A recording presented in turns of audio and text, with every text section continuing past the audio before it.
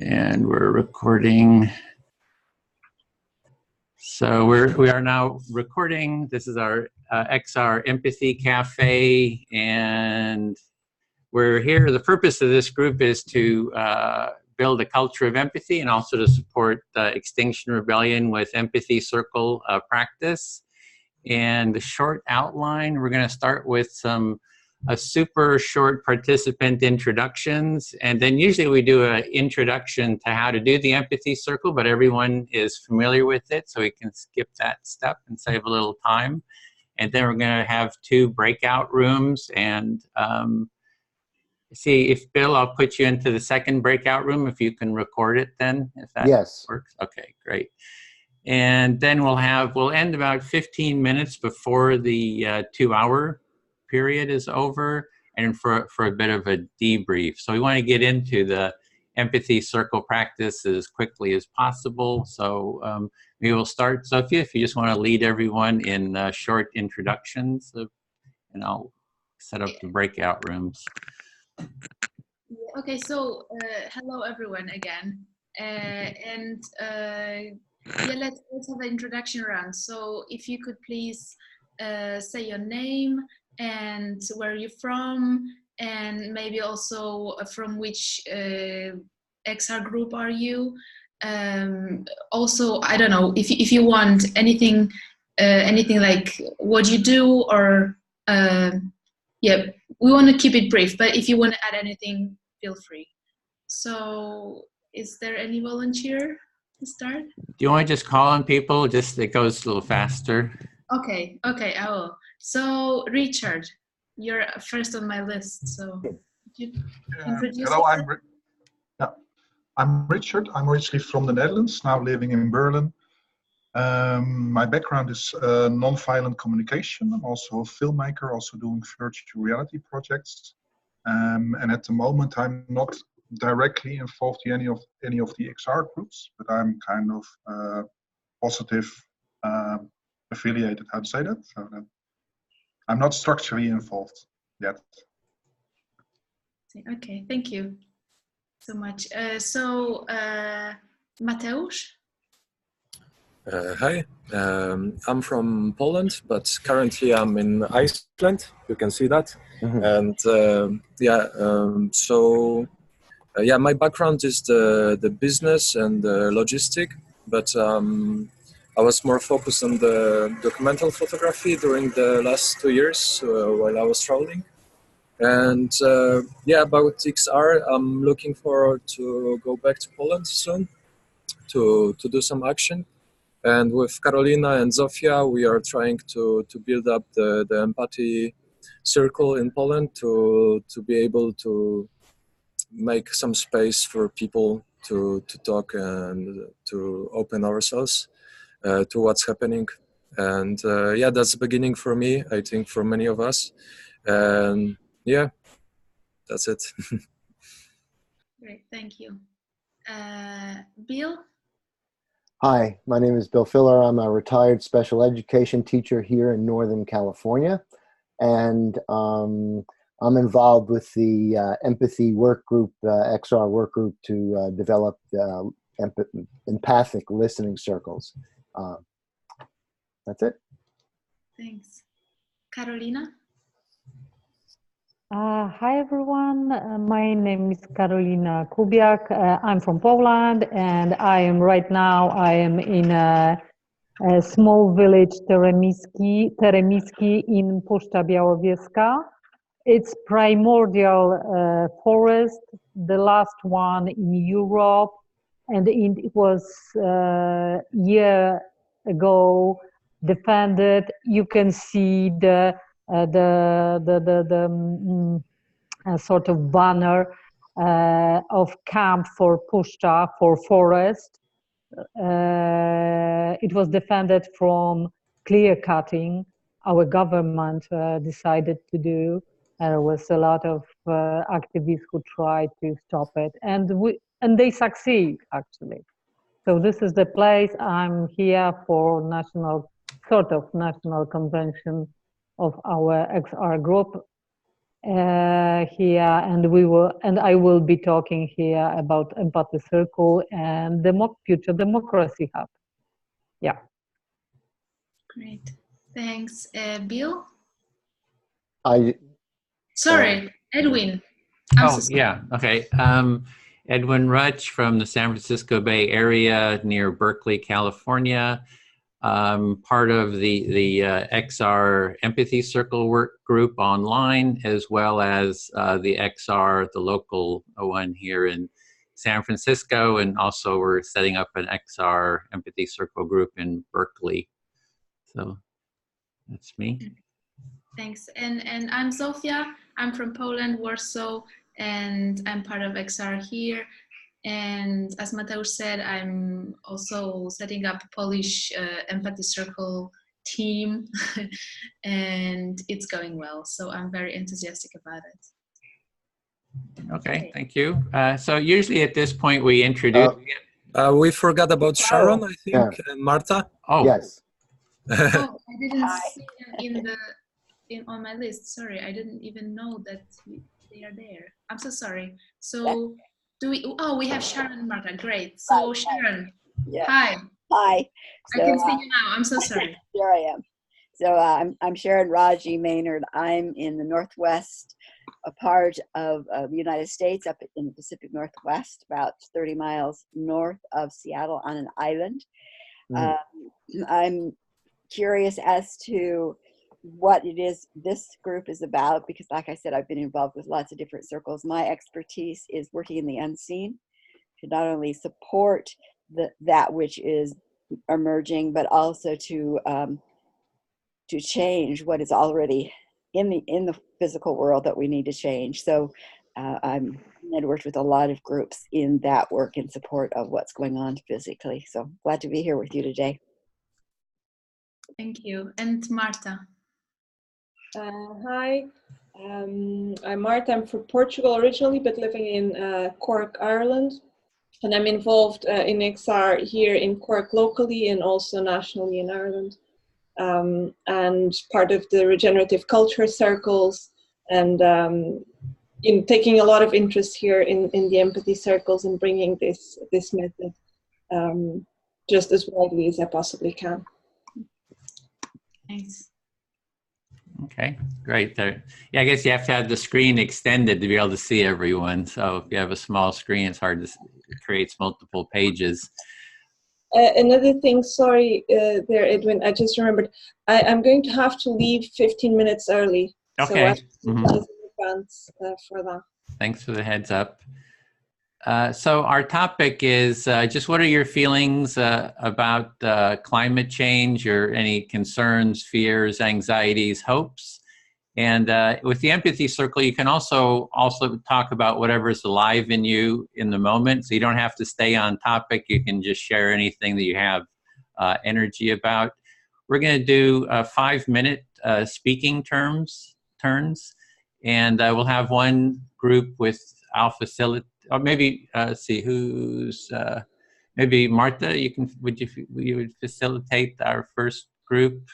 I'll be in it with you. And then the second one, Zofia, will do. And I think we're ready to jump into the circles. Yeah. So right here we go.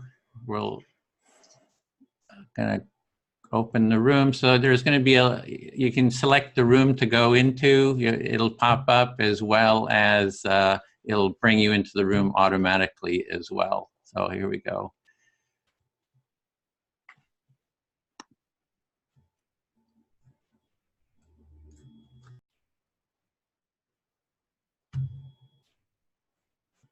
Okay. So if you feel comfortable with facilitating, just getting us going, Marta.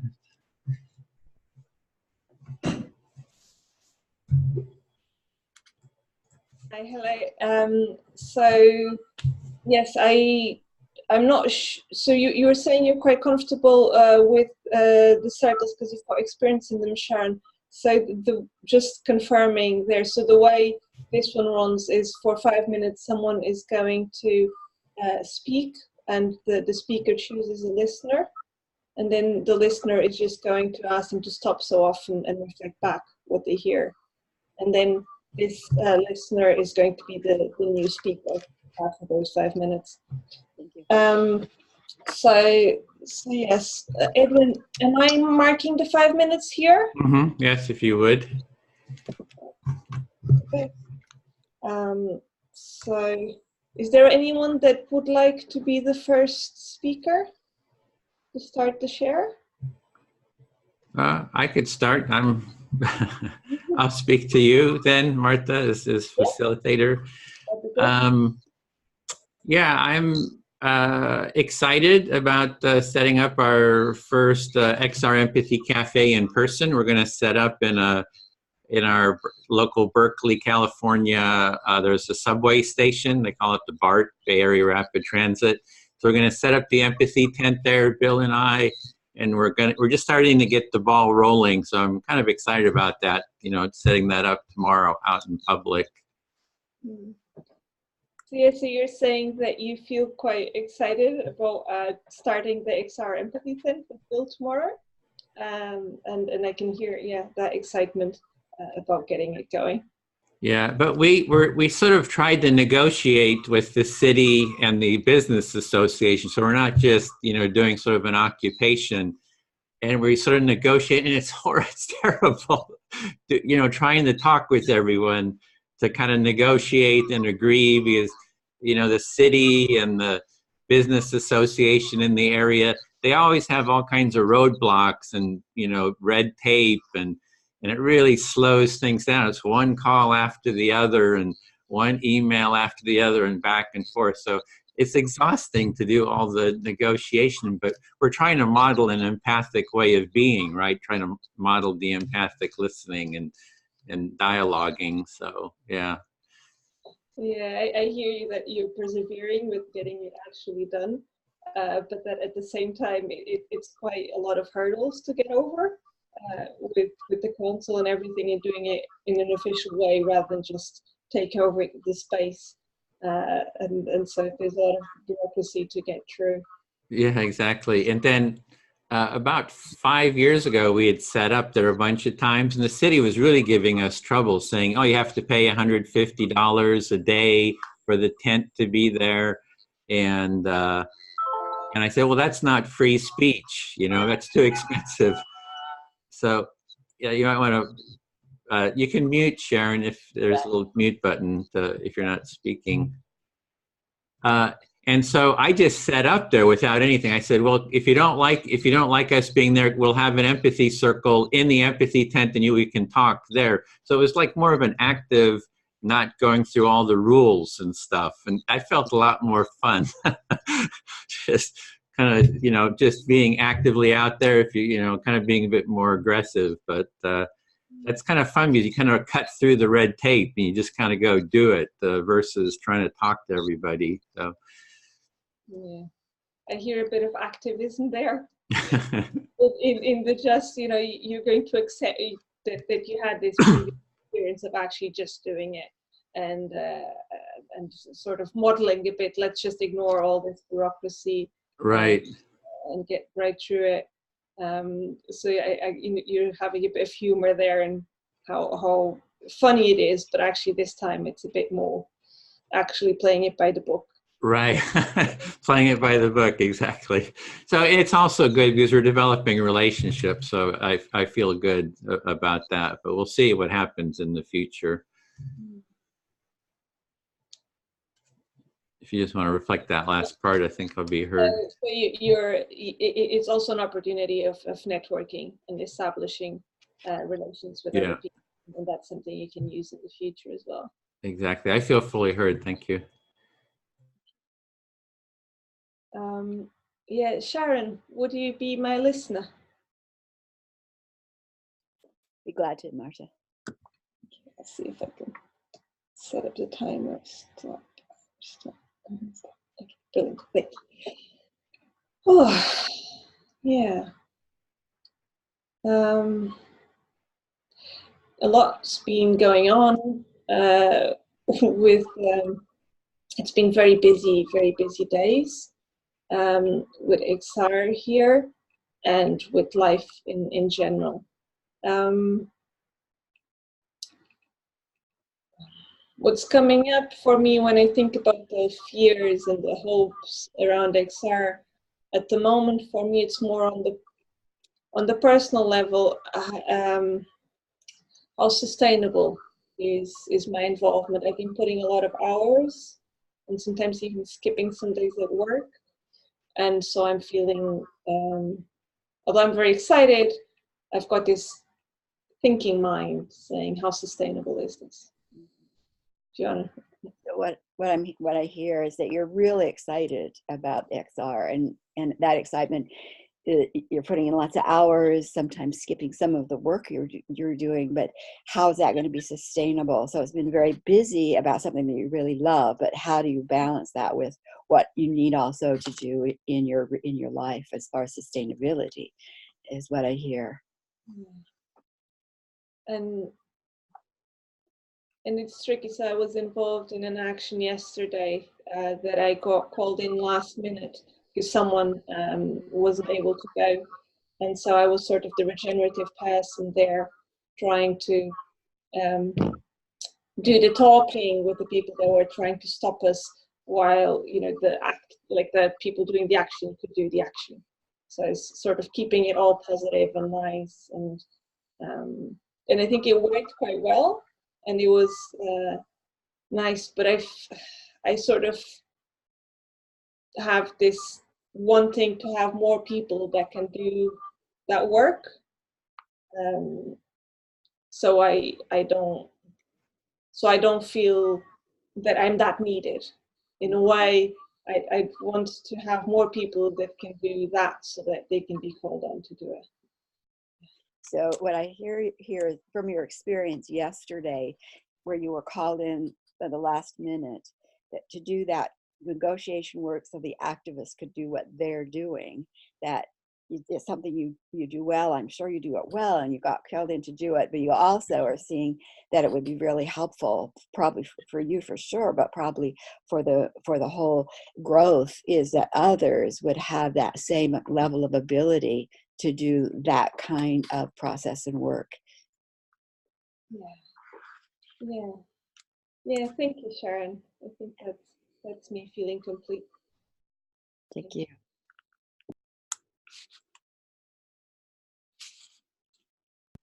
Oh, now I'm the speaker. Yeah.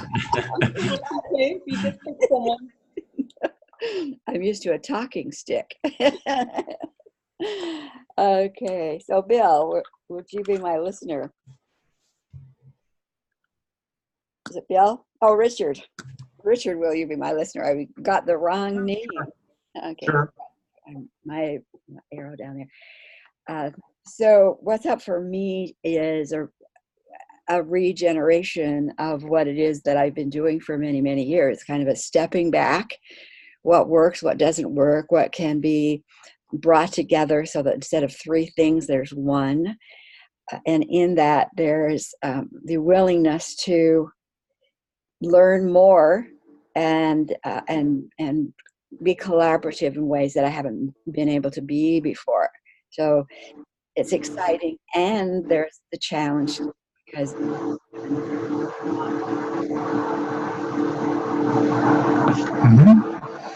So what I hear is for you a challenging situation, and also something that you're familiar with, and also you said that you have been here before.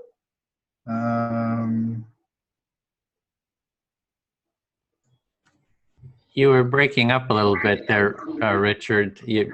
Maybe if you turn off your video, it could be a bandwidth issue, or. Okay, I'll try again. Can you hear me, or is it maybe microphone issue? If I talk now, can you hear me? Yes. Yeah. Okay. So what I hear from you is that it's this regeneration, that you have been there before. You also mentioned about three things becoming one. And also what I hear is that there is part of you that's familiar and also part of you that feels like challenged. Yeah, that's good. That's good conciseness of what's going on. And in the process, what I'm finding is working with more of a collaborative model that not only is what I've wanting to share expanding because there's more involved, but also it's creating a larger space for others. So it's not only opening up my work, but it's opening up a model for bigger work because others can fit in a way that doesn't happen when you're alone. So there's also that, really excited and appreciative of getting to know these leaders and these people at a different level and being able to work with them. So I'm really appreciative of individuals out there in the world doing great things. So what I hear from you, that's also an important aspect, that it creates a space for more people to get involved. I also saw some warm smile on your face. It's seen as this joy of, I don't know, fellowship or being together with people. And my guess is also kind of that you enjoy the dynamics, but that's a guess. Yeah, very good. Thank you. I feel heard and complete. Marta, would you like to listen? Yes, please. So today I went to a Fridays for Future event in Berlin, which was, for this time it was Fahrrad for Future, which is the German word for bicycle for future. So we were, I don't know with how many people, I would guess like 200 or so. We were cycling through the city of Berlin. And it was nice. That was the... So I hear you say that you went to the Fridays for Future today in Berlin, and then it was actually Fridays for Future, so bicycles, and that was a nice experience, and I hear you feeling quite light and positive about it. Mm-hmm. And for me, it was also interesting to notice and also of to be aware of the things that happen. Kind of people standing up. For me, there's also I'm in a way I'm touched by that kind of. When I hear them picking up for themselves. Oh yeah, now it says my internet connection is installed. I tried to put my mic off. Does this work better? Yeah, so far it seems like it, because I've only heard your first sentence. Okay, yeah, I'm in a hostel kind of, and okay, I'll just yeah. So for me, it's also interesting to be part of those events as a kind of a witness. Also, I notice when the young people are standing, taking the stage and telling in their emotion what they are doing and what they stand for, I feel moved by their energy and their authenticity. Yeah. So in being with the youngsters and actually just witnessing them and watching it, you can tune into their very authentic energy and how they feel so strongly about things, and that's very moving. Mm-hmm. I also at some point I got a little bit irritated. There were quite some older people who were also selling their cause, which for me didn't relate directly to Fridays for Future. So there was one man who was collecting signatures for against nuclear energy, who also wanted my attention, and I also noticed some resistance, kind of really like, no, I like to focus, kind of I'm here for supporting young people, and I felt some irritation of this. I don't know, it was, I don't know what the irritation was, but I felt some irritation, like, no, I don't want to divert my energy or my attention to that kind of, I like to stick with the young people. Yeah. So that's not what you were there to do. You were there to give your energy fully to the young people, and having this person collecting signatures for something else just didn't feel right. Felt a bit out of place. Yeah, And out of place and all. Yeah. And I think maybe you felt a bit protective of that space. That it just wasn't. Yeah. Yeah, and also for myself, kind of. It was also for myself that I want to stay with those young people and support them, and not support everybody who comes there, and also like some attention. That was one thing that I noticed. Yeah, like to be able to just be with them in their space without having these other interference of other people wanting to. And another thing that I noticed, that was we were driving with the bikes, and at some point there were really like lots of cars having to wait, because in Germany, if you go by bike and if you are a group, you can cycle from the beginning till the end. You can cycle through. So it's also police blocking the streets.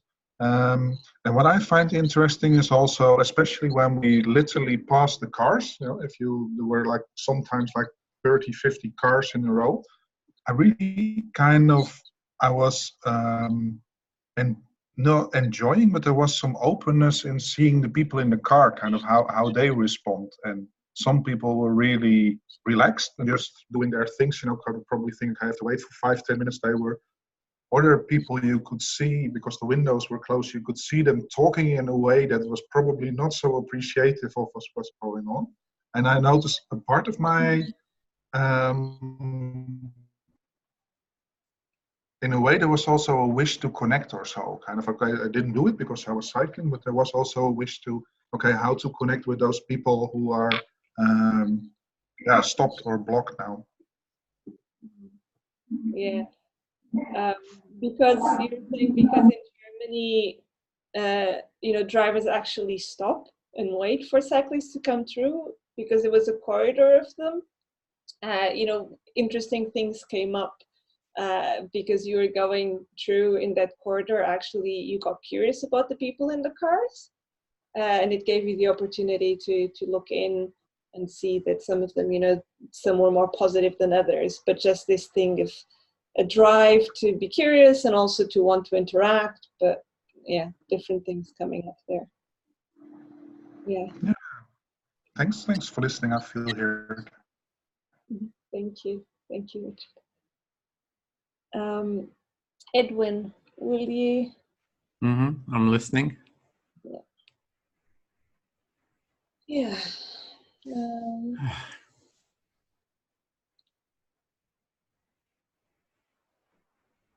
It was quite, I keep going back to that action yesterday. Whenever I stop to rest, I think I still need to sleep and rest some to get over it. I think sometimes it's easy when we're in these situations to underappreciate how much it takes from us, to be fully present in the situation.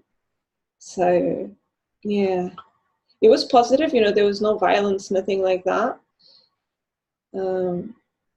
But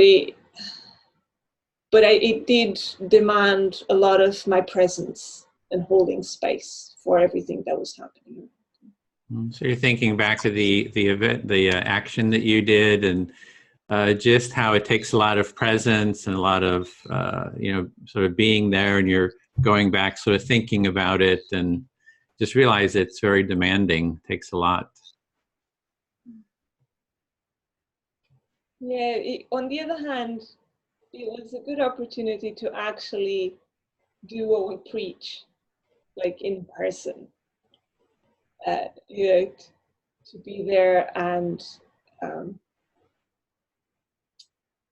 it was just, we were doing something, we're not allowed to do it, we're not supposed to be there, and so we had managers telling us you need to go away and all of this, and actually going from that point of totally you need to go away, you shouldn't be here, to a point of like, no, but I'm just as passionate about this as you are, and a real conversation, and the real conversation where we might disagree on some things, but we're seeing each other, you know. Yeah. So while it's a lot of work and it took a lot, you're also sort of celebrating and enjoying the experience that you did something you weren't supposed to do, and these people are saying, no, you can't do that, and you're saying, well, this is what we need to do, and then there's they actually came around sort of to your side in a sense, like, yeah, this is important, we understand. So it sounds like that you just felt some connection and understanding happening. Yeah. Yeah.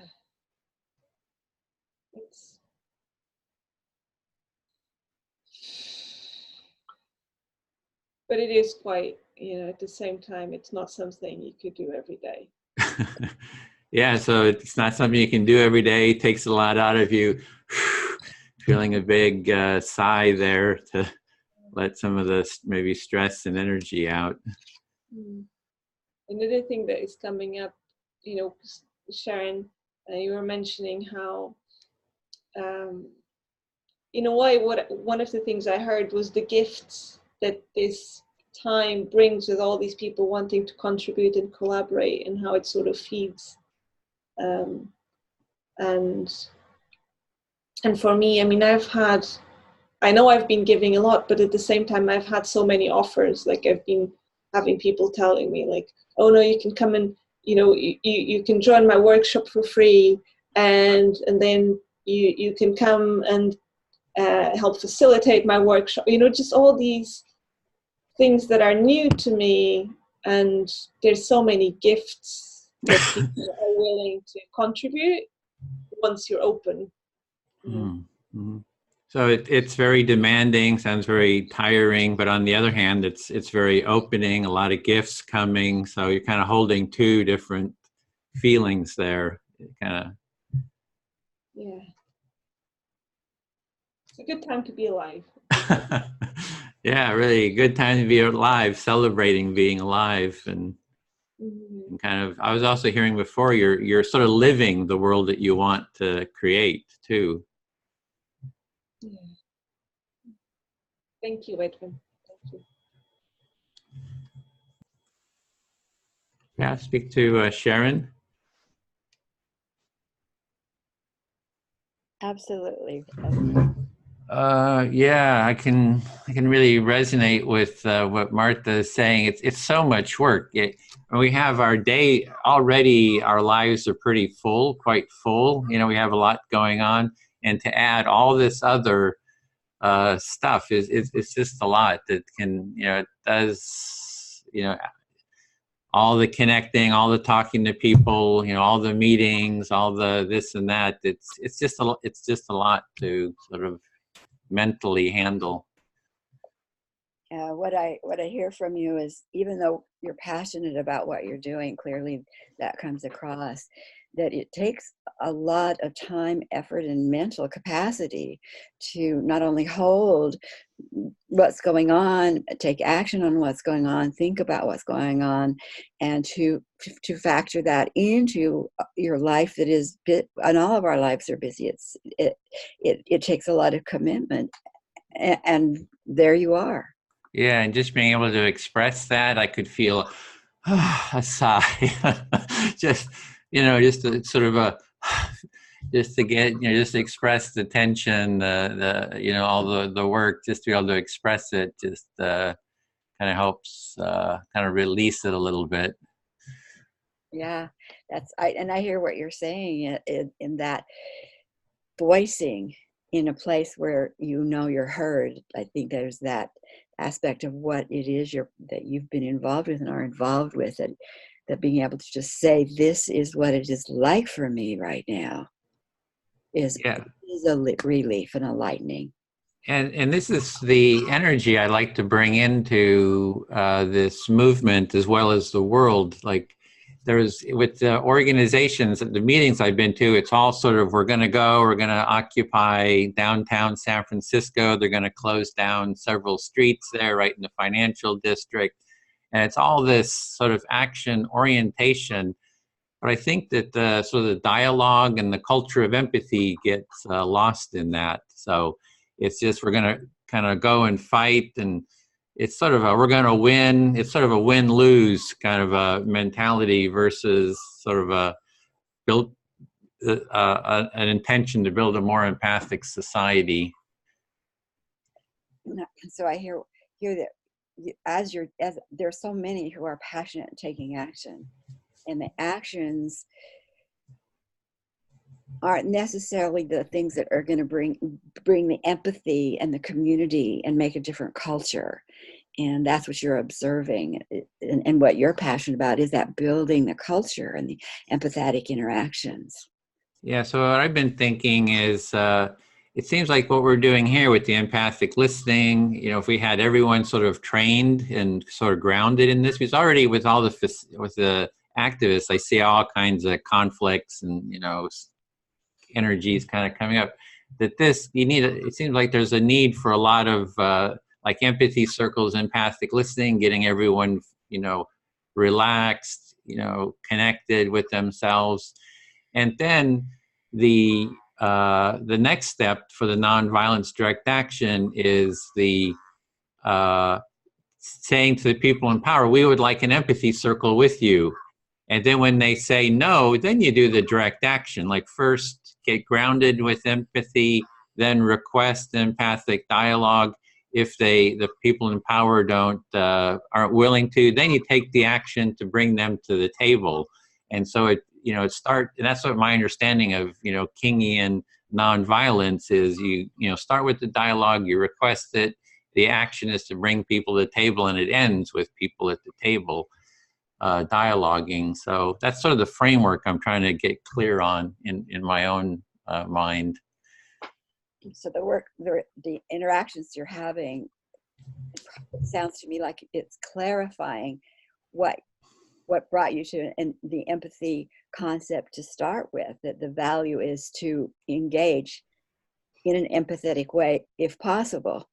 And then if that doesn't work initially, then take action to say, okay, and then again, invite to conversation.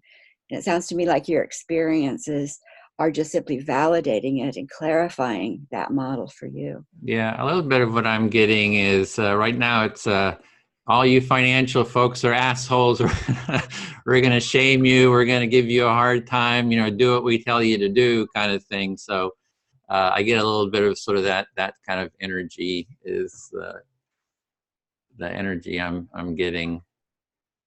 Yeah, and I hear that energy of us versus them. Yeah, the assholes are we're the good guys, isn't sitting really well with you as a really solid model, but as a standalone. Yeah, so I'm trying to kind of separate, you know, kind of maintain my own empathic approach within this movement. And so what I hope that we can do is do these empathy cafes, then try to bring in the political leaders in our area. And then if they're not willing to talk, then we do the direct action.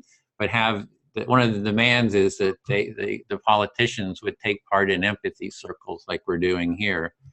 So I'm trying to just get the clarity, be able to articulate that. So it's helpful to just express it here so I can kind of think it through. And what I'm hearing you say is that that model is clear, and it's getting clearer, and being able to voice it here, and I'm sure other places, that is clarifying for you and strengthening for you what it is you want to suggest, which is creating the empathy circle cafes as a real solid foundation from which then invitations, and then if necessary actions, and then invitations again, kind of that model for the nonviolence work and change. That's my 5 minutes. I feel heard. Thank you.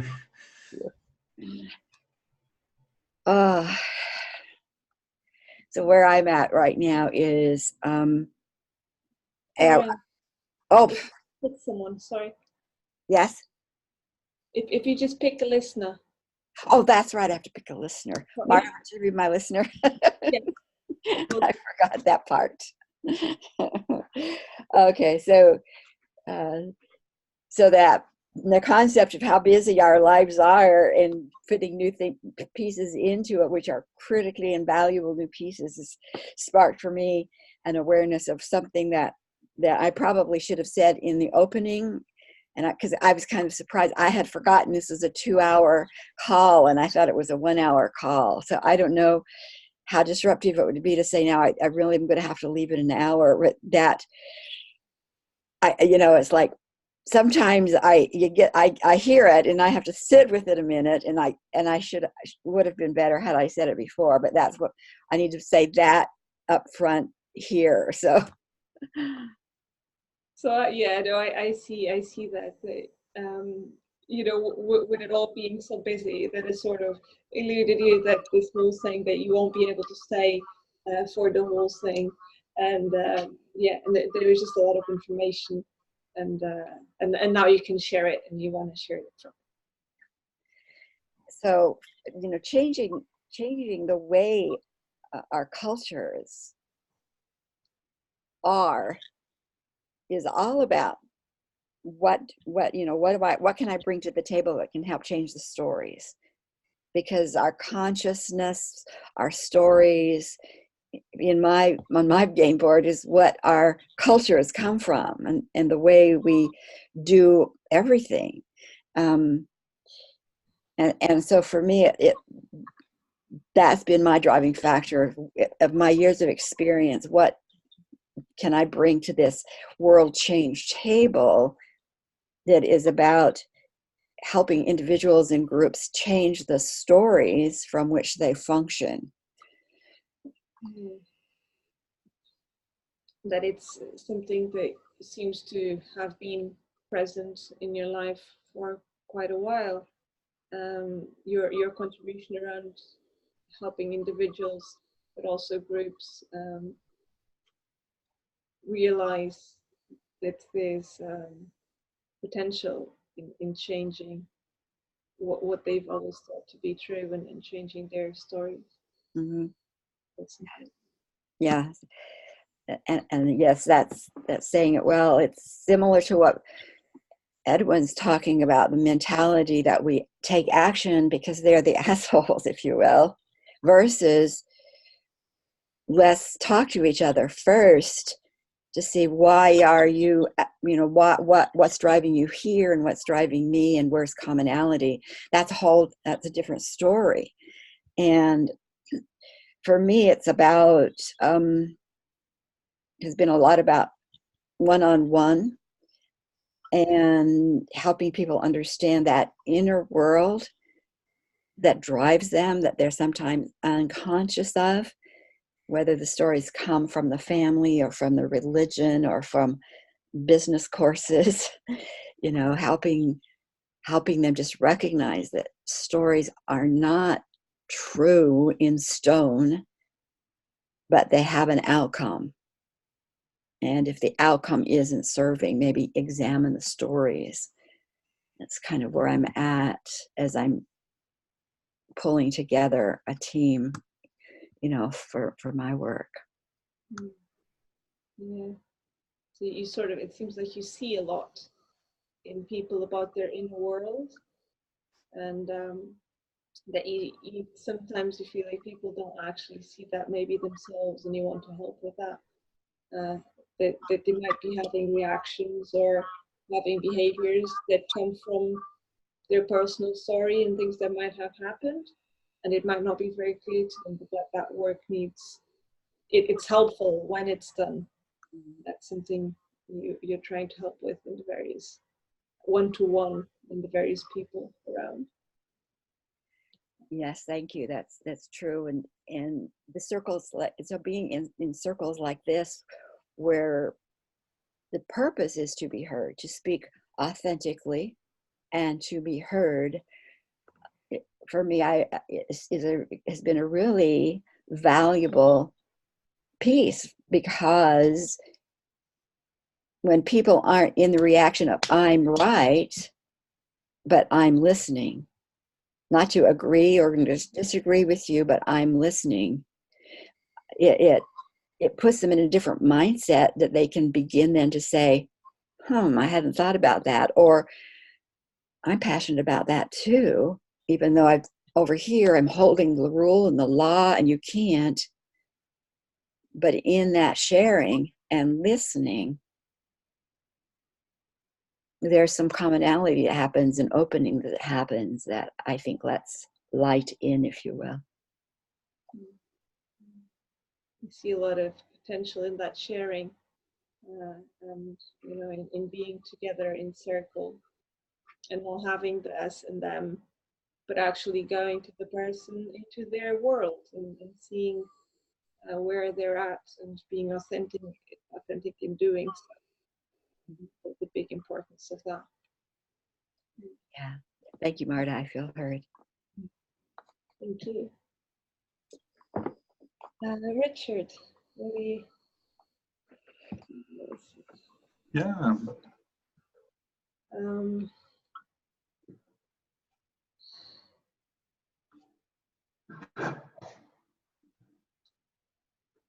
Thinking, yeah, I don't know. So we're going to, I'm thinking about in Rebellion Week 2 here in Ireland, together with others, we're hoping to have not just, you know, regenerative culture tent and all that, but also have regular, at least once a day, empathy cycles going as a resource. And I think what I'm thinking is, I don't think one should force people into empathy cycles. I don't think that's healthy. But how to speak of them in a language that is appealing to everyone, or to more people than usual.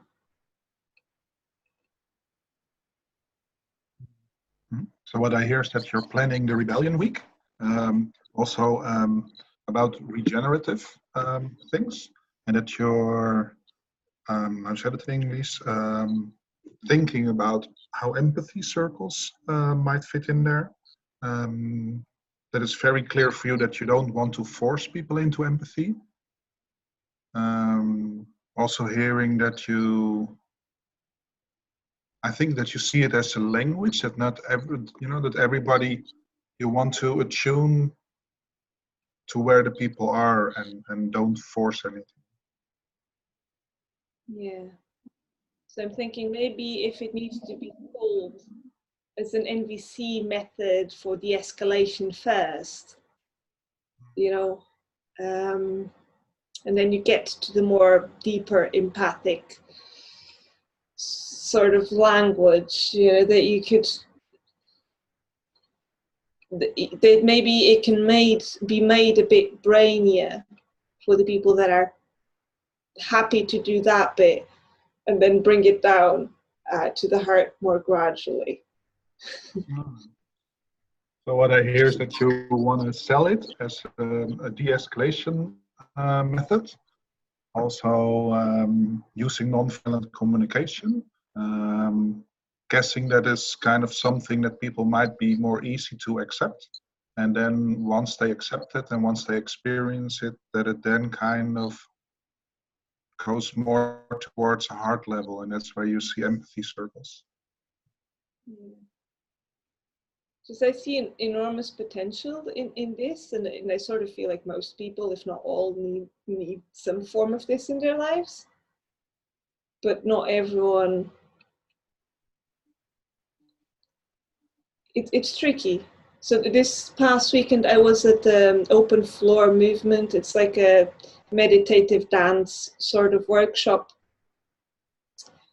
And it's quite deep work. But it made me think that this work, even the empathy circles, is a bit of a warrior of the heart sort of thing. But people have, like Sharon was saying, their stories and their traumas, and sometimes good reason for not being willing to go that deep straight away. What I hear is that you were at an event about movement, and that you're also considering that empathy circles can go rather deep, and that people might have traumas or other things that keeps them from entering or fully enjoying empathy circles?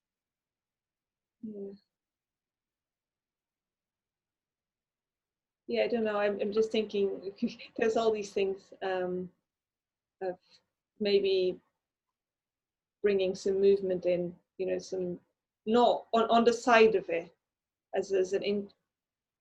There's a lot of ideas going on. I'll leave it with that.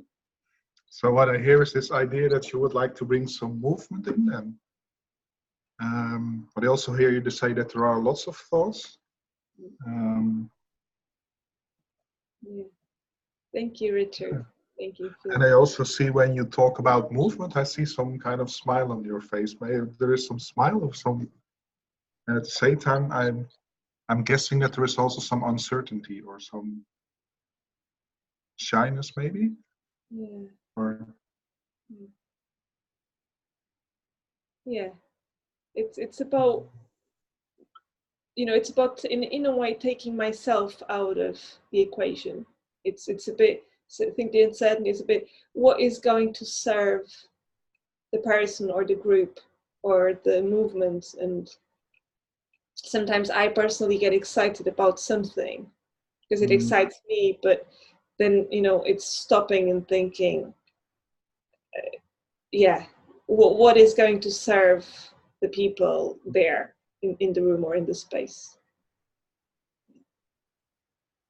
yeah, so what I hear is that you're sometimes excited about the method, and then you also would like to reflect and check kind of, okay, what does it also serve the other people? Yeah. Thank you, Richard. Yeah.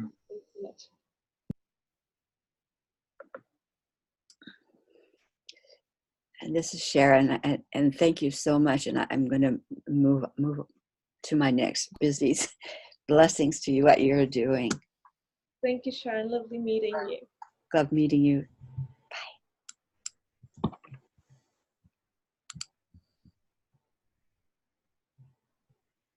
Yeah, Richard, if you want. So, Yep. Yeah. Edwin, would you like Yes. to listen? Listening. I feel energized hearing both your thing. What I like when Edwin, Edwin talked about what I really like is this kind of, okay, disrupting. That's how I interpret it for myself. Disruption has the intention to bring people back to the talking table.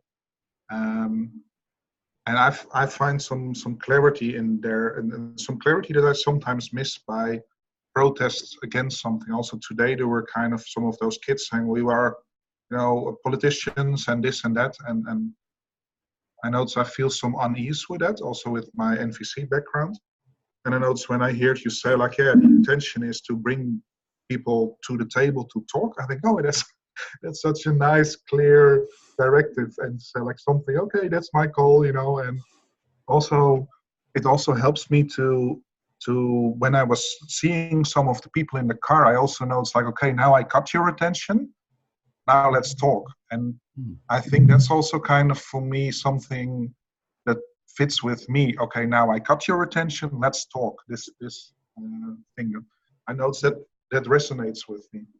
Mm-hmm. So you feeling some energy, some excitement. It was the part of the intention is to bring people to the dialogue, into a dialogue. If you're doing a dialogue and you see that, like even in the car, like people are stopped, but yeah, let's talk now. So it really resonates with you, with your NVC background, just sort of who you are. It's like it's about the dialogue, talking. Also, what Marta says, I recognize that also good, kind of being so excited about something, and I'm like, oh, I want to practice this more. People, I can help you with practicing with me, you know, kind of. Also, yesterday I'm here with a group of youngsters. So they are like coming from the southeast of Europe, and we're doing some empowerment workshops. And I had some really nice workshop where I really felt excited about doing things, and also noticing they don't always pick it up. not at the depth that I like to, kind of they're really excited being here in Berlin and want to party. And, there is this kind of thing like, okay, kind of how deep can I go and how. So that's also the thing that I recognize in a sense of the, and that's also, I think that has been a struggle for me a long time, kind of that I want to go deep. I'm also aware, like, I might not go on my own so deep. I need other people for that. Or at least it's more fun than on my own.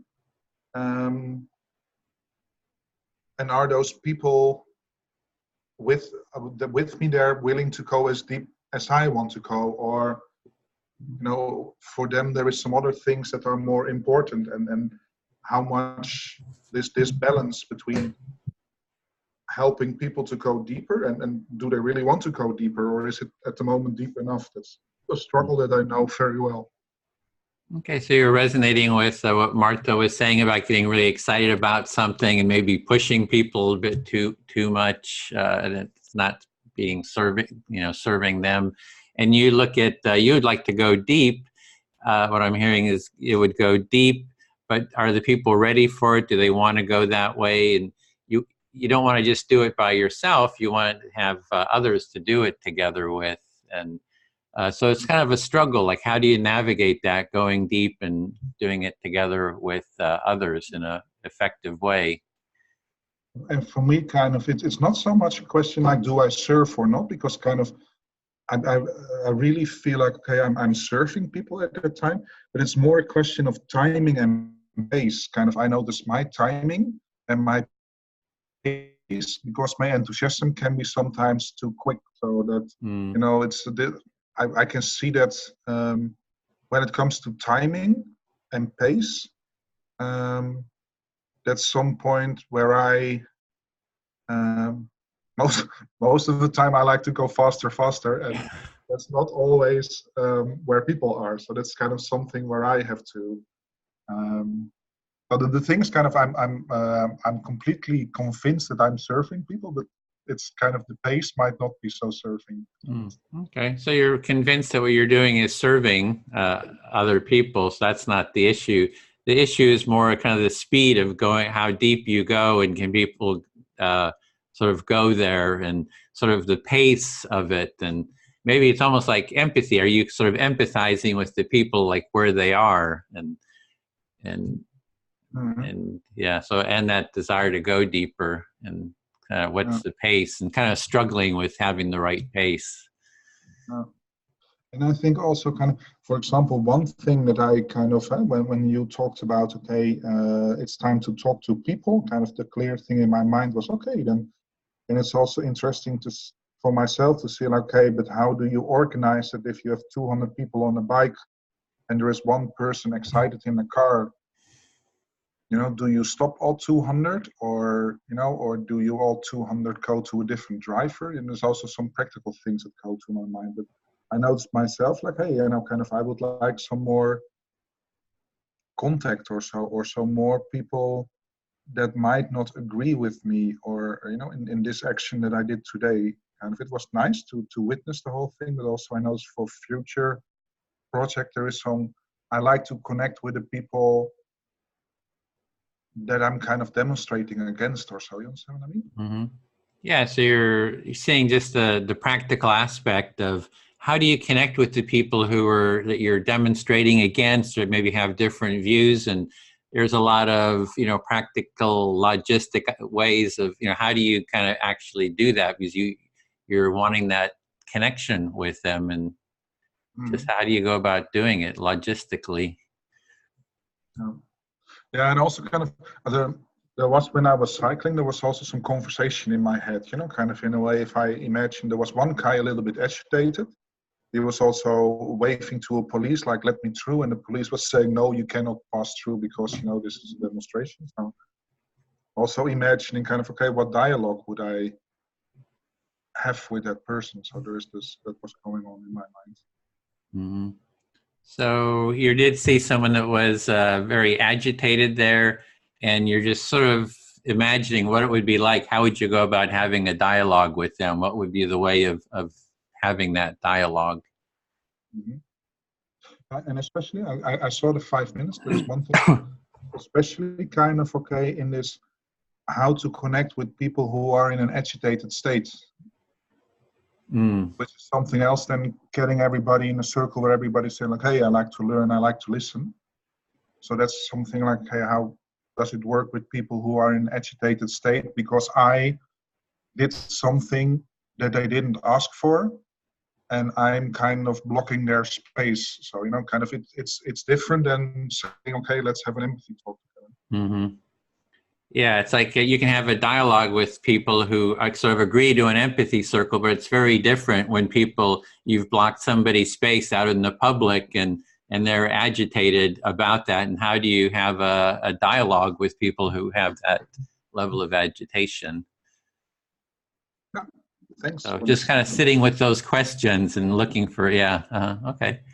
Yeah. And I'll speak. I want to respect the time, so this We could extend it a little bit since I think we have just 3 of us, maybe 6 minutes or so. Does that work? Okay, speak to Martha then. I enjoy these these nuanced issues, you know, to sort of explore them. So I'm enjoying the discussion here. So I made some notes. So Martha, in terms of you, like how do we sort of promote this practice? It's like people, you know, we have a few people showing up. We had a lot more say they were interested. How do we get people interested to actually do the practice? And and what I'm hearing you were saying is it's about having people say it's de-escalation. So, you know, maybe we could have some topic that is where we set people up. You're this person, you're on this side and you're on this side. So we have a real conflict and people have to negotiate that conflict through an empathy circle. So you heard what I was saying earlier about, you know, different ways of approaching people to do this kind of work. And you were thinking that you could have a role play situation with people practicing with each other.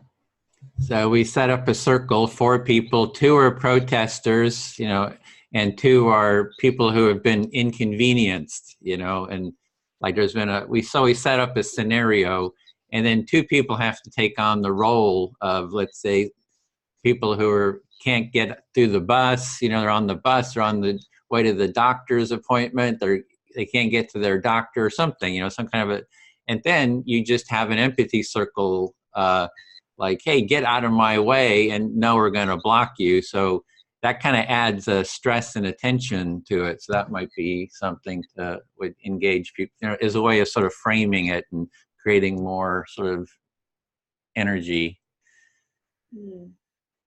Yeah, having different people in a group, maybe 4 or 2 on each side, just doing a practice where there's some form of conflict, like needing to get somewhere, and so there's those 2 forces trying to negotiate, and so it's an opportunity to train. Mm-hmm. And then people see, oh, here's the benefit of the empathy circle. So it sort of shows them, you know, the benefit of using empathic listening. And I tried to model that with God and Satan. So I did an empathy circle. Somebody role-played God and somebody role-played Satan. So we're having good versus evil. And I'd really like to do more of those, you know, just to show the sides. And they talked for 2 hours and they came up with some kind of a plan for creating a new story, was what their agreement was at the end. Yeah, here's some humor there.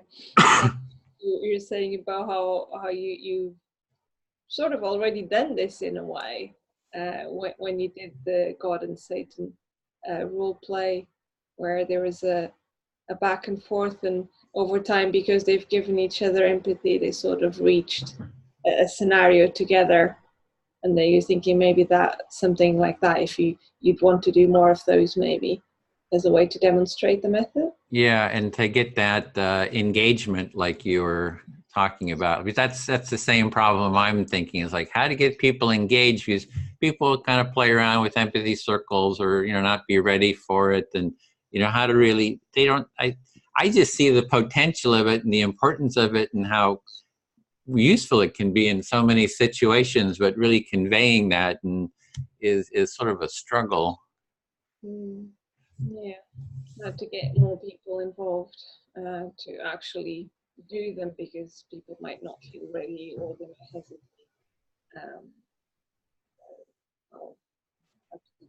Yeah.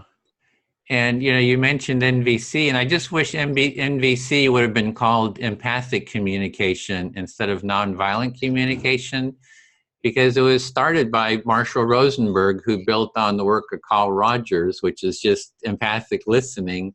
He just created deeper steps, and he didn't even like the word in nonviolent communication. I've heard him talk twice about, it's like, oh, I don't like this term, it's not the best term, but he kind of got stuck with it, and then so he didn't even like it. So yeah, so if it would have been called empathic communication, I think there'd be an easier connection with what the empathy circle is, because it all kind of fits into the same thing. Yeah, you're feeling like it would be easier if the word used wasn't NVC, was not nonviolent communication. Marshall didn't like it anyway. So it might as well just have been empathic conversation. Communication. Communication, that's it, empathic communication, because ultimately that's what you feel it's doing anyway. Yeah, so, you know, it's just kind of strategies, you know, how do you kind of get things out there? And so it's like an ongoing, so for the strategy of how to get more people interested, what I'm thinking is doing the demonstrations with the intention of having the people in power do empathy circles. So I can imagine doing a demonstration in Berkeley saying we want the city, the mayor, and the city council to do empathy circles on the topic of climate change. And if we can get them into doing it, that would sort of model it, you know, having people in power. And so, for example, this demonstration that they're going to do in San Francisco, they're going to take up this, you know, block a street in downtown San Francisco in the financial district. And if the demand was, we want an empathy circle with, you know, whoever the CEO of whatever the banks are or whatever, and that's our demonstration. And then we're going to model empathic listening on the streets. And we're here, we want to have an empathy circle. That would get the media to, you know, kind of spread the word empathy circle, as well as it gives you a sort of a moral foundation, because all you're wanting to do is talk to them, right? They don't want to talk to you because you're not important enough. So it seems to me that would be sort of a good, you know, that's kind of one strategy I'm thinking about, is that going for the people in power. Yeah. So there's two sort of main things about this, and you're thinking that the action in San Francisco and all this could be used as an opportunity to do it. On one level is getting the people in power to actually get to the table, so that, you know, things would progress and move on and progress would be made. But on the other hand, it's also by having them actually come to the table, then you'd have an opportunity to model it, and you'd get empathy cycles on the news, and you could push for it in a different level. So you really see, you know, potential for it, and it's like you've got this plan. Yeah. It seems like you just want others on board so you can make it a reality. Yeah. And so it's like, it's a whole different model. It's the, you know, we're just going to go and you guys are terrible, you guys are bad, you're bloodthirsty, you know, bloodthirsty murderers, you know, and, you know, whatever. And this would, I just see it as kind of like a different sort of a strategy. So you got to, you know, kind of build up to it. So anyway, that's the direction that I'm trying to kind of to go. So you're thinking just that you would force them, really. Not because, you know, just instead of being negative about them, just have them come around and try to do. Yeah, and I also resonate with what you were saying, that I get too worked up on these ideas, and you got to kind of talk to people. It takes a lot of time. So, like Richard is saying too, I really resonate with that. You know, it's like let's go for the jugular, but it's like, you know, it's like people aren't quite ready for that, and you know, you got to find and build up sort of support and understanding. Yeah. You need to be patient in taking people with you. Sometimes you have all this energy and you see a way through, but it's making sure that everyone is, you know, the people around are also on the same. Yeah, and I feel that kind of an anxiety about doing it, right? It's like, let's do this, let's go. And then it creates a lot of tension, you know? It's like, I just see the potential, but then I gotta take a deep breath, you know? Yeah, it can be tiring keeping that level of energy. Yeah. Well, it's kind of pushing too hard. I feel like I kind of like push it too far. You know, the people aren't like kind of ready for it, and so I gotta kind of slow down. You know, take it step by step. So I think it's that, you know, pushing too hard. Yeah, toning it down so people have time to adjust. Yeah, I feel heard. Thank you. Richard? Yes.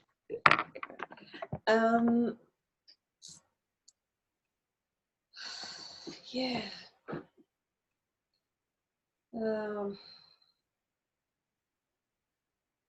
There is, I think, yeah, listening to both of you, I think there is that commonality. If maybe that's why we end up being interested in these deeper empathy work or whatever, is this wish to explore the edges. That's, you know, what came up for me. Pushing people in, you know, it's a mix of, that I feel it's a mix of curiosity and impatience, and impatient energy that I want to, in an empathic way, but because I see the potential in people and what, you know, how freer they could be, I sometimes have a bit of the temptation to push their edges. What I hear is that you see some similarity between us. That you also, that you see potential in people, and that also that this potential also almost invites you to push a little. There is this potential that's almost to be touched or so.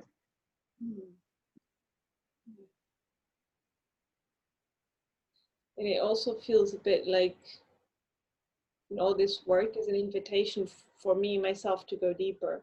It's almost like to be honest with it, you know, to actually do it. I myself need to go a bit deeper in my own work. Yeah. So over the weekend, there was a really short exercise where just we could ask, we were in pairs, and you'd make a request of someone, and just for 5 minutes they would do something for you, and that pushed me, you know, into actually asking for something I needed.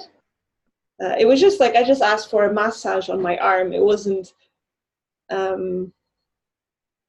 but I find all this work, but it was a challenge even then, just asking for a massage on your arm. It's something so simple, but at the same time it is a bit, you know, it's a new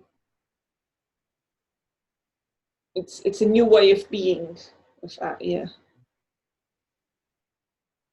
What I hear is that you also see what we are doing as an invitation to look in ourselves and to also go deeper in ourselves.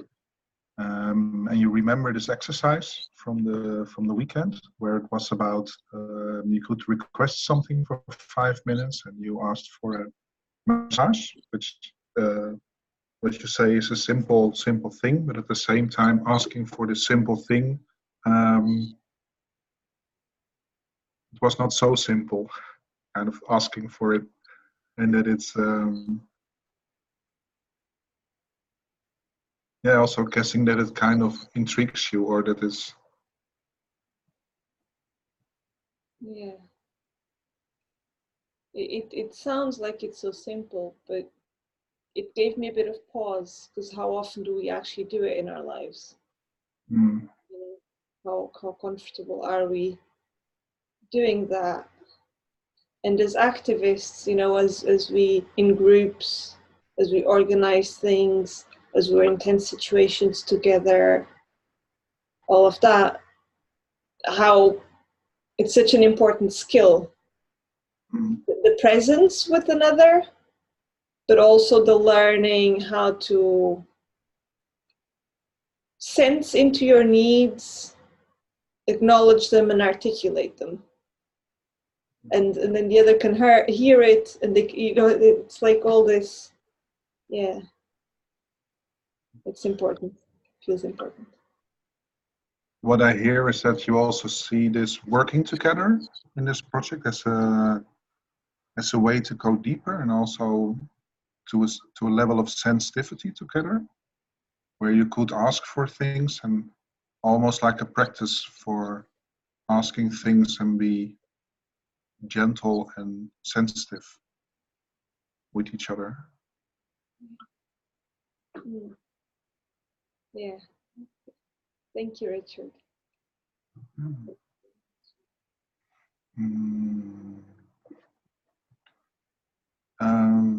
Yeah, kind of.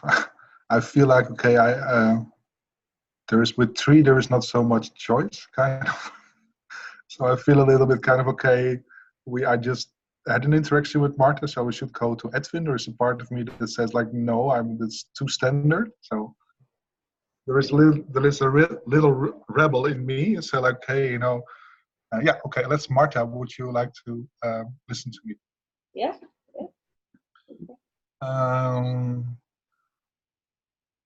Yeah, one thing that I kind of picked up from our joint exploration is this. I'm not sure if I see it as a virtue, but something like patience. We talk about impatience and patience.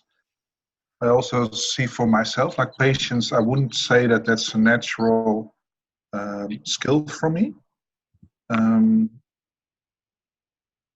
At the same time, the last couple of weeks, I notice in a way I'm slowing down in a lot of things. After some experience at a festival, I notice, hey, there is some more patience in me. Also, maybe some more connection or something. It's not that I have a connection with patience. There is something that I have a connection with centeredness, and I feel there is some patience coming from that. Although I still don't like patience as a skill, something like that. Yeah. So you're not really sure if you want to call it a skill or not, because you don't really like that concept. But there's something coming up recently that, although it's not necessarily very, you're not used to it, but you maybe since a festival you're at, that there's this sensitivity and that the centeredness, and you wonder if maybe that's where the increased patience is coming from. And also, I find it interesting when I'm thinking about it. I really have a difficulty in calling myself patient because in a way I don't want to be patient, and also and the thing is kind of when you reflect it back to me, there's also kind of noticing like it's almost like a struggle between my mind and my heart or the rest of me or so, where my mind says like, hey Richard, you are a creative thinker and we can do a lot with my mind. I can do a lot, and my mind is rather quick. and it feels like an invitation to do less with my mind or so, and to sink down into other parts of me who are by nature more slow, or more like, you know, my heart or my body or something in that level, and that I still am struggling with. I feel that it's a skill by my mind, and that I'm kind of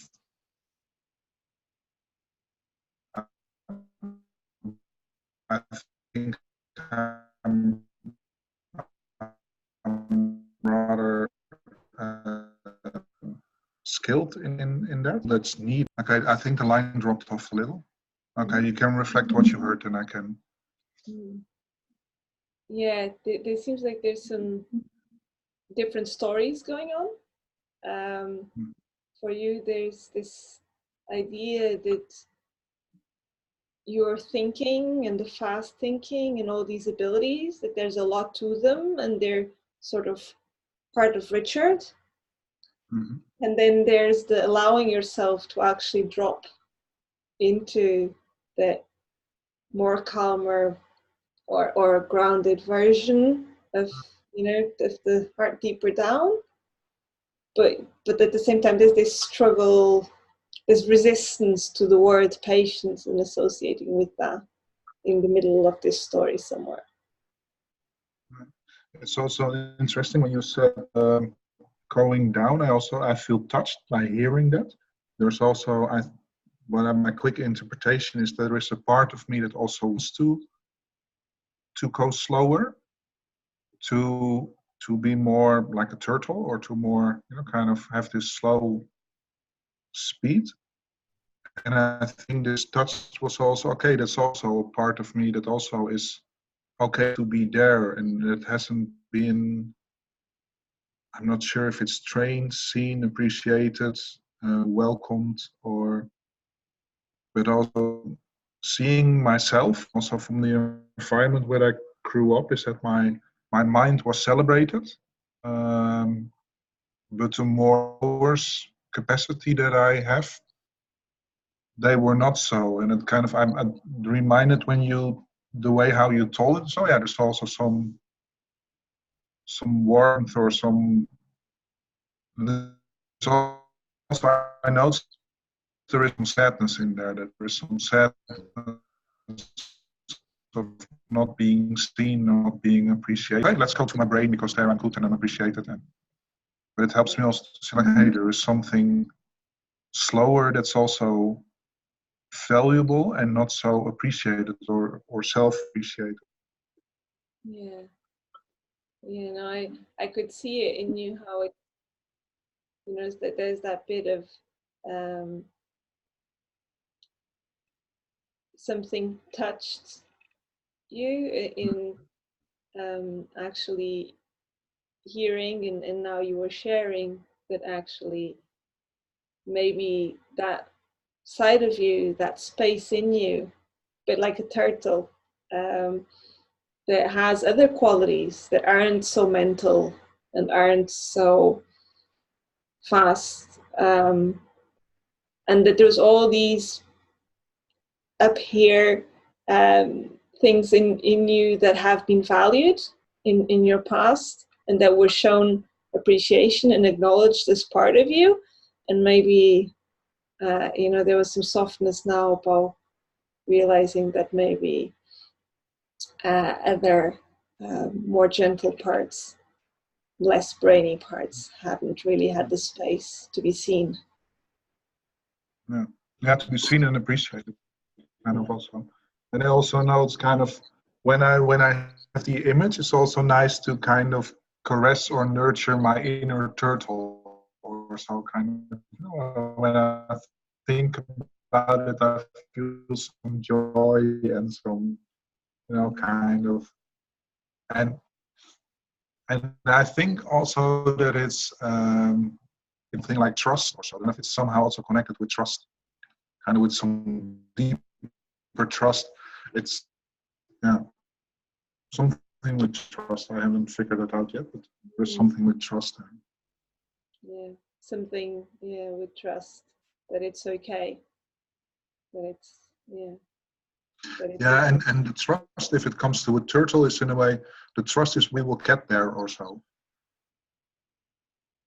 And I notice I have the tendency to I want to get there, because if I'm there, then there is something or so, you know. And in a way, kind of, I also notice when I'm telling kind of this running to get somewhere, it's always bringing me somewhere further or so. And kind of, I notice when I'm getting to my turtle energy, there is this kind of, okay, I will get there. You know, it might take some long time, but I will get there. And I notice in that sense, there is more trust than in this mind thing that kind of always hops to the next island and goes to a new project and goes to a new.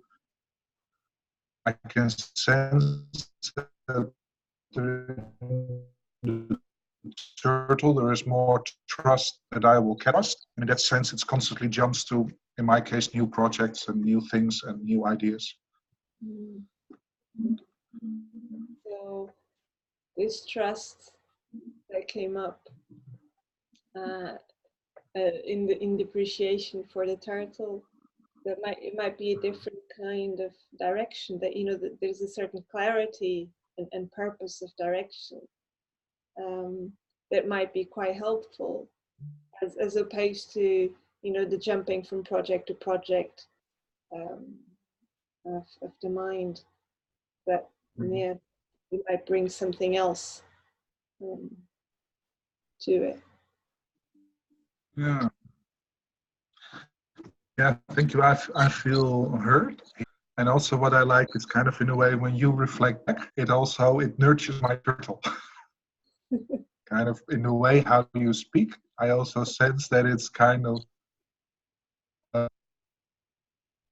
yeah, I don't know what it is, but I feel it nurtures my turtle and it touches me. Yeah. There's this part that also feels seen by, I think, your relaxation or your yeah, maybe it's your turtle that I.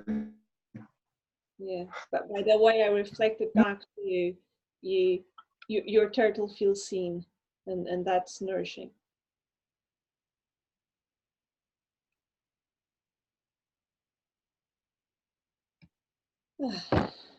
Edwin.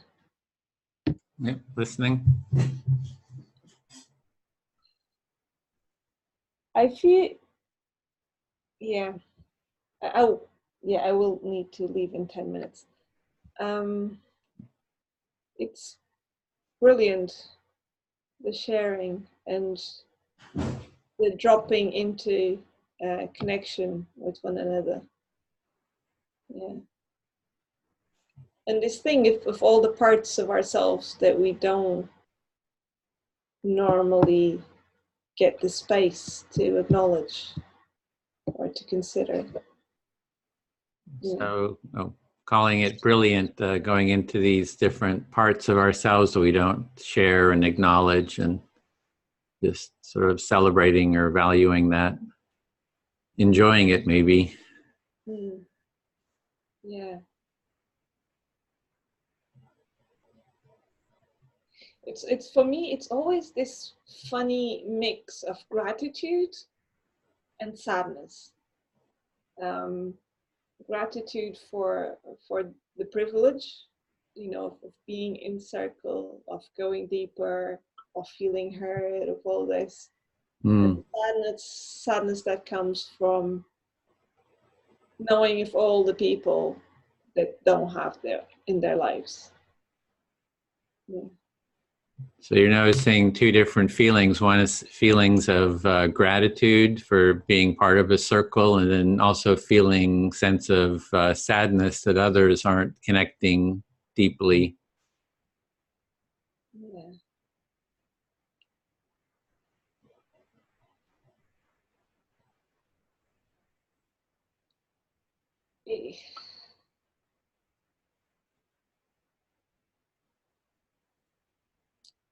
Yeah. Yeah, it's how to.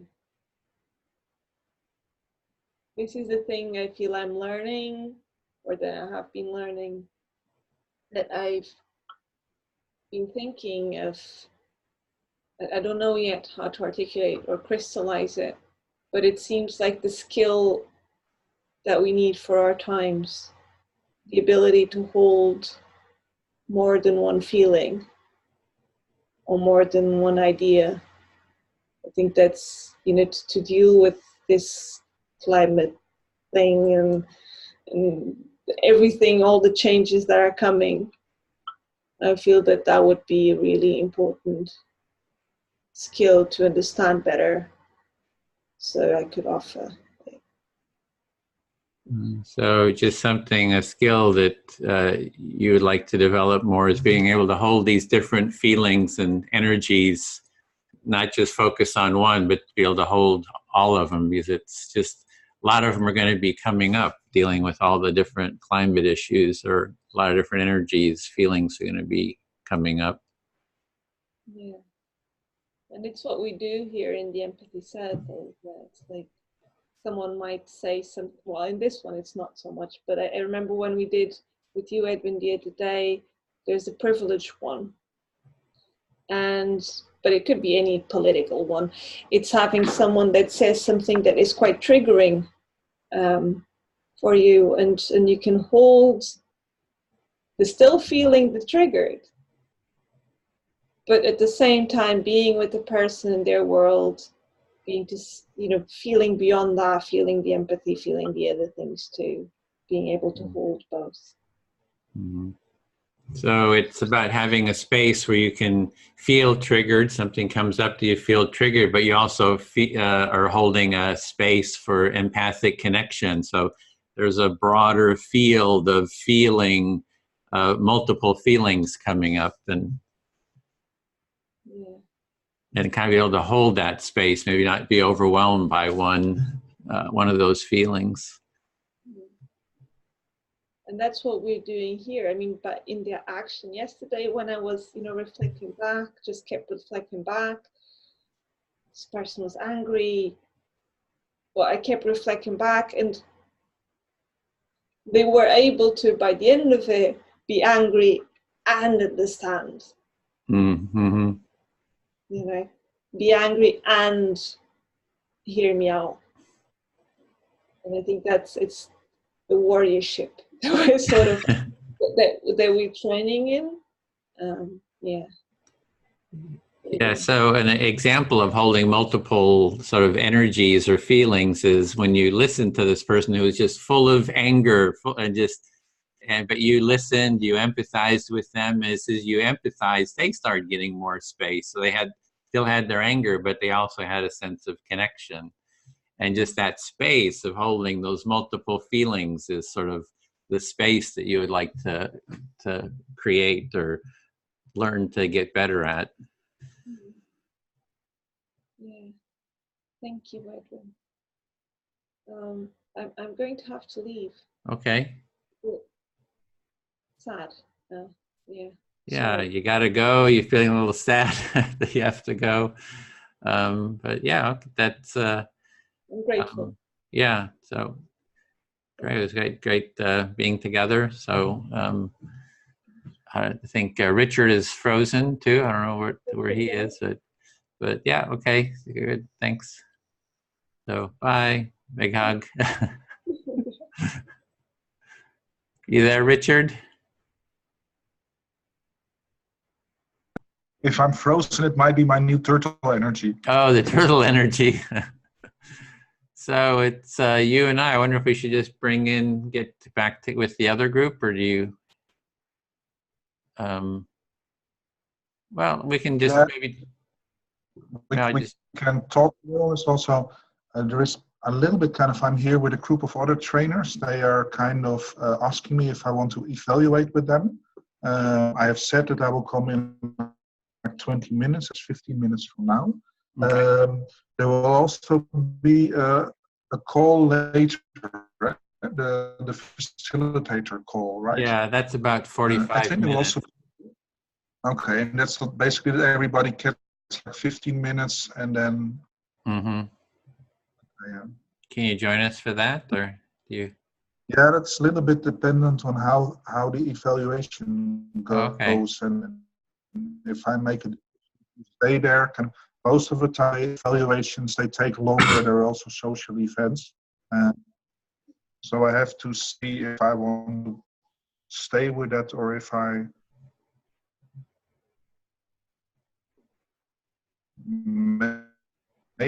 how would it feel from like 20 minutes later after the call? Does it work? Sure, or? come in as you can. It's sort of drop in, so it's not very formal. You know, it's if you want to come later, it's fine.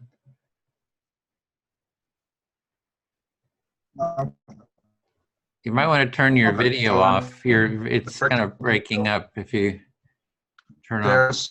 Yeah. So better? It's still, your video is still on. Okay. Put it off here already, so you see me from the past then probably. Oh, okay. It's now it kind of updated. Yep, now we're good. Okay, yeah, feel free to drop in later if you want. It'd be great to, you know, really enjoy you being there with whatever time you have.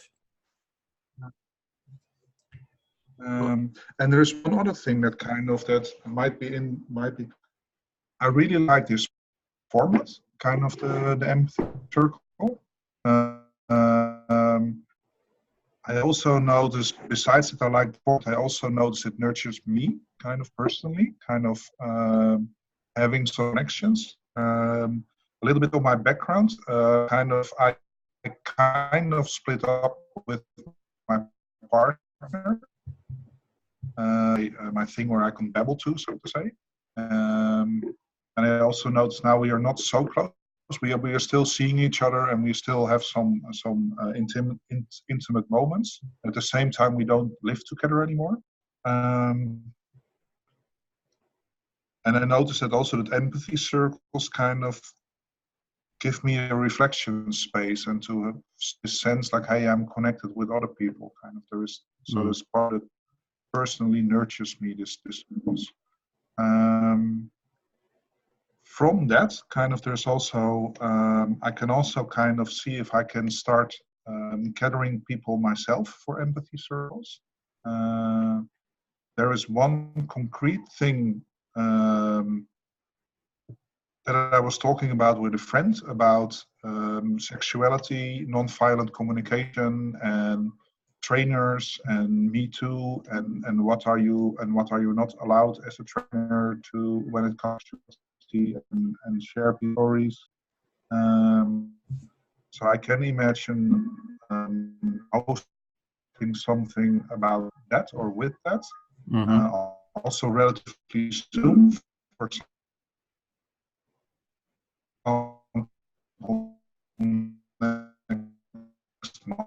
Okay, so you're starting to break up again. It's really breaking. How do you see this? Something an interesting time to reflect. What I heard. Richard, you're at the end. You're breaking up so much I can't even hear you. But I did hear that you find the empathy circle nurturing. That you want to start some circles in your area there. So we do need to go back to the full group too. Are you there? Okay, can you hear me? Yeah, you're kind of breaking up. We need to go back to the full group. I'm gonna close this room and yeah, let's go back. Okay. Stop. Close all rooms. We're going back. Yeah.